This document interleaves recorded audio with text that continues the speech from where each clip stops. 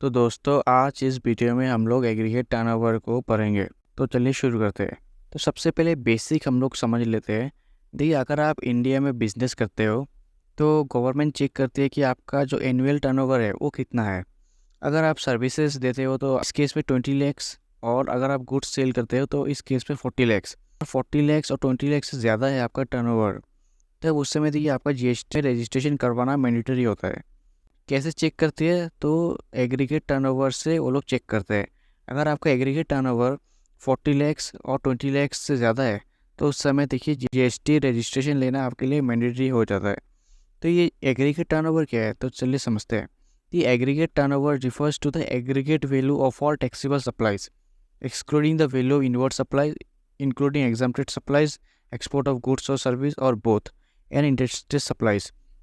मतलब आपने जितने भी टैक्सेबल सप्लाई किए हैं, टैक्सेबल सप्लाई का मतलब देखिए वो सारे गुड्स जहाँ पे देखिए जीएसटी के रेट जो है एप्लीकेबल है, 5% हो, 12% हो, 18% हो, 28% हो, वो मैटर नहीं करता, पर जीएसटी के रेट एप्लीकेबल होना चाहिए, उसे हम लोग टैक्सेबल सप्लाई कहते हैं। इसके बाद देखिए excluding the value inward supplies, मतलब आपने जो जो सामान परचेस किए हैं तो परचेस का जो फिगर है वो यहाँ पे हम लोग को नहीं लेना है। इसके बाद इंक्लूडिंग एग्जाम्प्टेड सप्लाईज, मतलब वो सारे प्रोडक्ट्स, वो सारे गुड्स जहाँ पे देखिए जीएसटी एप्लीकेबल ना हो। तो ऐसे बहुत सारे गुड्स है जहाँ पे देखिए जीएसटी का जो रेट है वो 0% है।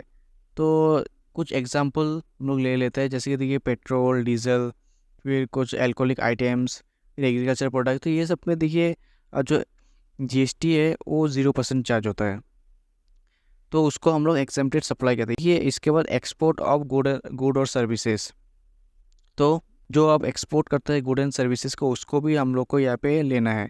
और बोथ एंड इंटरेस्टेड सप्लाईज, मतलब जो सामान, जो गुड्स आप अपने स्टेट से बाहर बेचते हो तो उसको भी हम लोग को यहाँ पे मेंशन करना है। मतलब टोटल क्या क्या हो जाते हैं, टैक्सेबल सप्लाईज को आपको जोड़ना है, जितने भी एग्जाम्प्टेड सप्लाईज अपने किए हैं उसको जोड़ना है, जितने एक्सपोर्ट्स अपने किए हैं गुड या सर्विस, ये दोनों का ही, तो उसको आपको जोड़ना है। और इंटरेस्टेड सप्लाई जितने भी किए अपने उसको जोड़ना है। और जो परचेस किए अपने उसको आपको यहाँ पे कंसिडर नहीं करना है, उसको यहाँ पे नहीं जोड़ना है। तो ये सब प्लस करके अगर आपका वैल्यू 40 लाख से ज़्यादा होता है गुड्स के केस में, तब आपको देखिए जीएसटी के अंडर रजिस्ट्रेशन कराना मैंडेटरी होता है। और सर्विसेज के केस में 20 लाख। चलिए एक एग्जांपल से हम लोग समझते हैं। तो Mister A owns a tea estate with an annual turnover of ₹1.60 crore by selling tea leaves. This activity is exempted from GST. Also, Mr. A supplies plastic bags along with his crop and charges separately for this. His turnover from the sale of plastic bags is 5 lakh rupees, which attract GST. तो देखिए यहाँ पे mister A है, तो उनका देखिए annual turnover है 1.60 करोड़ केवल टी लीव्स सेल करके। और ये जो टी लीव्स है इसको ये देखिए जीएसटी में नहीं आता, ये जीएसटी से एग्जम्प्टेड है।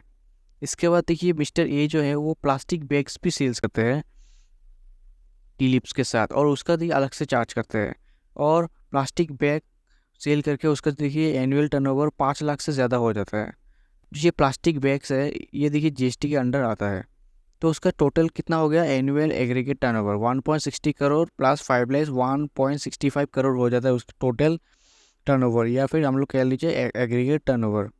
तो देखिए इस केस में देखिए कि उसका देखिए टैक्सेबल टर्नओवर तो केवल 5 लाख का ही हो रहा है। मतलब जो टैक्स लगेगा एक्चुअली में, तो वो तो केवल 5 लाख का ही टैक्सेबल आइटम सेल कर रहे हैं, और बाकी तो एग्जम्प्टेड के अंडर नहीं आता, तो वो आइटम सेल कर रहे हैं।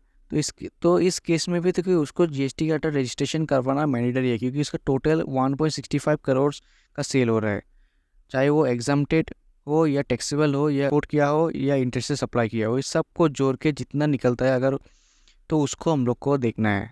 तो इस केस में उसको जीएसटी के अंडर रजिस्ट्रेशन कराना मैंडेटरी है। तो ये हो गया एग्रीगेट टर्नओवर। तो आशा है आपको एग्रीगेट टर्नओवर समझ में आया होगा। धन्यवाद।